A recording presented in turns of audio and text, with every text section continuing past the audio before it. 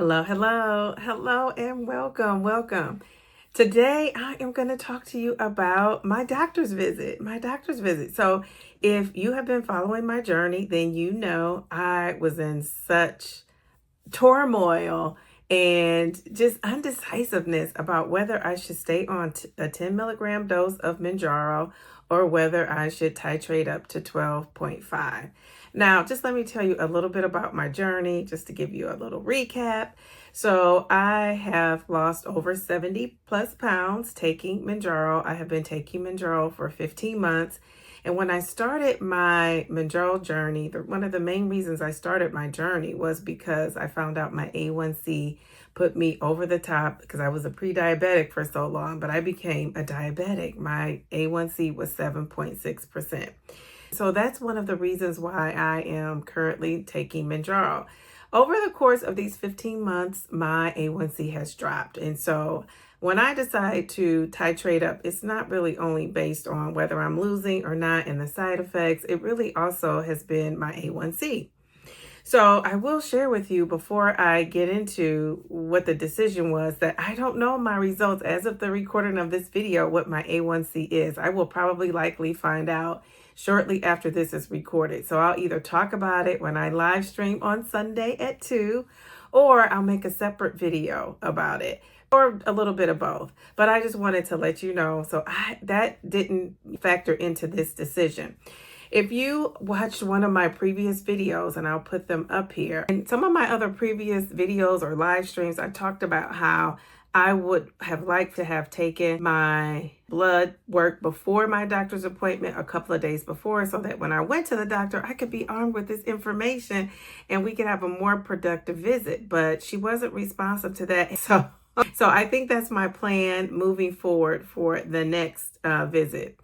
I told you all that to say I didn't schedule this visit just to determine if I was going to titrate up or not. I already had an appointment scheduled with my doctor. Every 3 months, I like to go and get my blood work done. So that's why I had the appointment to begin with. While I was there, of course, I wanted to talk about titrating up. So let me set the scene, because I told you guys when I get to this doctor's appointment, first of all, I was taking my DEXA scan, which my doctor told me I did not need. And I also said that I was going to walk up in there with my DEXA scan, which I did, in heels. Because I wanted to strut my stuff because my results were so good in my mind, right? So I'm going to show you a picture of what I actually wore. If you are enjoying this video so far, subscribe to my channel if you're not subscribed and join me on my journey. And excuse these little toes, but this is what I wore to the doctor.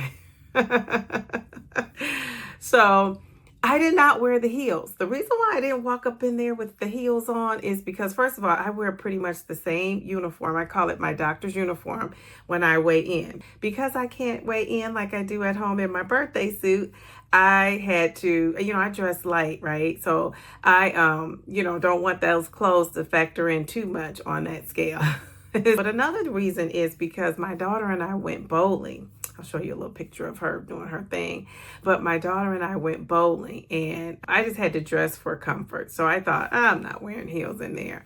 I guess I could have put my heels in the car and taken them off, but I didn't want to go through the whole thing of, taking the shoes in, taking them off, and all of that. So I didn't do the dramatics, but I was tempted. So let me tell you, I walk in there, and, a nurse's assistant is taking my blood pressure. My blood pressure was good. And so then the doctor comes in, and I've lost weight since the last appointment. So that was great. And they were like, the scale is going down. They were happy with that. Right away, when my doctor came in, I started telling her about how I was feeling, on the 10 milligrams. And before I could get it out good, exactly how I was feeling, she said, do you want to try that? You want to move up to 12.5? And I said, I think I do. And I started to get into, how I am. If you've been watching me, if you don't, I'm pretty analytical. I like to analyze things. And the doctor was just kind of like, a lady, let's just move up. So I told her about how I was feeling with my appetite. If you haven't been following my journey and you're new watching this, the main reason why I wanted to move up to 12.5 or was considering it is because the food noise was so big. The food noise was loud, and I'm used to being like a little chatter, kind of like a little annoying fly in your ear. Like you're hearing that buzzing sound, right? That's what I'm used to. But this time, it just was super loud, and I just thought, this cannot go on over my summer break. There's no way I could survive. I would be eating up everything, or wanting to eat up everything, or even thinking about eating everything. And so my appetite has also increased. And then in addition to that, the cravings, like for sweet things, for chocolate things, all of that stuff had increased. So those were the reasons why I was deciding to titrate up. So let me just tell you, I did titrate up. Do the titration me. Do the titration me. I titrated up. I'm telling you, before I could get it out of my mouth about my symptoms, my doctor said, yeah, let's blow you up. Let's go up to 12.5. I guess I felt like she was thinking in her mind, like, lady, you should have been moved up.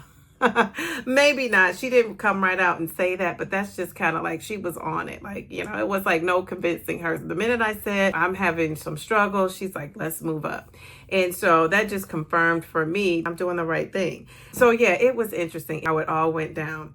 Some of the other things that I talked to her about was weight loss and how I'm moving at a slow and steady pace. And when I tell you, she embraced that and told me to keep moving at this pace. She's like, there is no rush. You're already an older lady, even though you don't look it. So that made me feel good.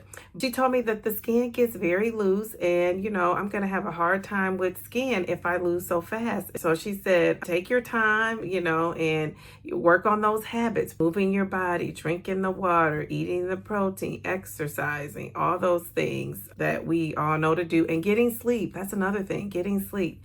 And so that was her focus. It really wasn't my weight. So, I thank God for that. I almost want to stop and say a silent prayer right now, because if you have a doctor that is not rushing you to lose weight and not making you feel like you're not doing a good job because you are going slow and steady, I consider that a win. That made me come out of there feeling very good. And some of the concerns I had about some of my other test results, which was the cholesterol, which I'll get into another time.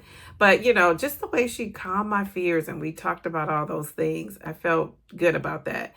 I felt like she was just trying to get me in and out. Like, lady, you're doing fine. Let's go.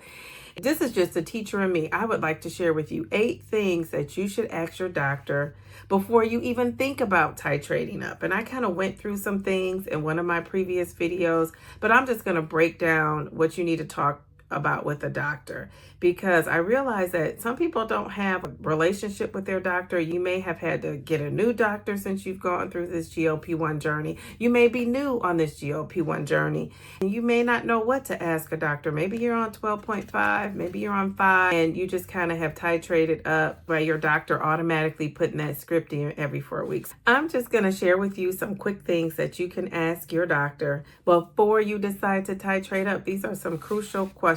So here we go. The first one, do my current results justify a dose increase? What symptoms or signs would indicate that it's not time yet? Because I focused on why it was time, but you might want to focus on, if you're not 15 months in like me, why it's not time to move up.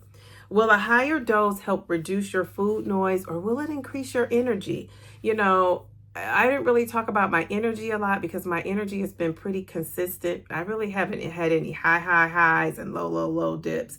My energy has just been kind of the same. Around the time I take my injection, the first couple of days, that's when I really experience the fatigue. But then there are other times it kicks in, and I have to consider, my hormones, I'm perimenopausal, I'm transitioning into menopausal, all those other things kind of come into play in my situation. But maybe you are not. Maybe you haven't experienced perimenopause yet, or maybe you are postmenopausal. So, it's just everyone's different, but I would definitely ask that question. Number 4, what side effects get worse with the higher dose? And that's one of the things I was a little shaky about and worried about. Right now, my side effects are just very minimal, I would say. My side effects are a little bit of constipation, a little bit of fatigue right after the injection, And that's really it. I haven't really had much else. And this just interfering with my sleep. That's the thing. Because I get up and go to the restroom because I'm drinking more water. It's also a symptom of being perimenopausal. So again, there you go. Some of the things overlap. You don't know what is what. But, you know, I'm always setting a goal to sleep more. Number 5 is, will your insurance approve the new dose without issues? That's so important. You know, I would say that might be one of the top things on the list if you can only get this medication if your insurance covers it. So that's a question. Number 6, if I go up, can I return to my current dose if it doesn't work for me? And for me, the answer is yes, I can. Now, I'm not sure what it would be for you, but I can't imagine that it wouldn't be. But again, that's something that a conversation you want to have with your doctor. Number 7, should I adjust my food, exercise, or supplements after titrating? And I think you might have to. Now, your doctor may offer some suggestions here, but I think that's going to be trial and error with you. You're going to have to try things out. You know, for me, I may be able to eat the same and do the same things I was doing, or I may have to scale that food back. Maybe it will suppress my appetite. I don't know. Remind me to tell you one thing too about that 12.5 that I actually haven't picked up yet because I would show you the box. Okay, remind me to go back to that. So number 8, how long should I stay on the new dose before reassessing? So how long should I stay on this new dose? And my doctor and I'm going to be honest with you, we did not discuss this. And I think the reason why we did not is because I have been taking Mounjaro for 15 months and she really has let me lead the way and with the cues and the symptoms and side effects and things going on with my body. She's let me lead the way to decide whether I was titrating up or down. I think as long as that A1C is not out of whack or too far off the mark, she's been okay with what I've been doing. So you might want to have that discussion with your doctor. I'm going to go to the 12.5. My pattern taking Mounjaro has been, I stay on a dose until it's no longer working for me. And sometimes that's been 4 months. Sometimes that's been 5 months. Sometimes it's been 6 months. I'm currently into my 7th month right now on 10 milligrams. The reason why I don't have the 12.5 milligram box to show you guys and to kind of hug it, kiss it, and welcome it to my house is because the pharmacy was out of stock. The pharmacy was out of stock. Now, that does not mean there's a shortage, because I can see you guys saying, oh, I knew there was still a shortage. That doesn't mean there was a shortage. That just means that at my pharmacy, they no longer had it in stock to give out. So it should be on the way. Now, I take my dose normally on Wednesday. I'm thinking about switching it to Thursday. But whatever the case, hopefully it'll be here by Wednesday or Thursday, and then I could start 12.5. But if it's not, I'm going to take 10 again and roll with the punches, right? Because I still have a 10 milligram dose. So there you have it. I am moving up to 12.5. So are you considering going up on a dose? I want you to leave a comment in the comment section and let me know. And then if you were one of the people that watched my previous video, was your prediction correct? Did I do what you thought I would do? Did you always know I would move up to 12.5, or did you think that I would stay on 10 milligrams? Let's talk about it. Let me know. I'll meet you in the comment section. So if you want to hear more about this doctor's visit, check me out on Sunday at 2 p.m. I will be sharing a little bit more about this visit with my doctor, and I will be talking about my A1C because, I will have my results by tomorrow's live. I'm live on Wednesdays. I call it Wellness Wednesday at 8:30 p.m. Join me on Fridays. I'm live at 8:30. If you're looking for more tips and tools and support from the Downsizing Diva channel or our GLP-1 community, subscribe, hit that notification bell so you can be notified every time I upload a video or go live. Thanks for watching. I'll see you in the next video. And remember, slow and steady wins the race. Just don't quit.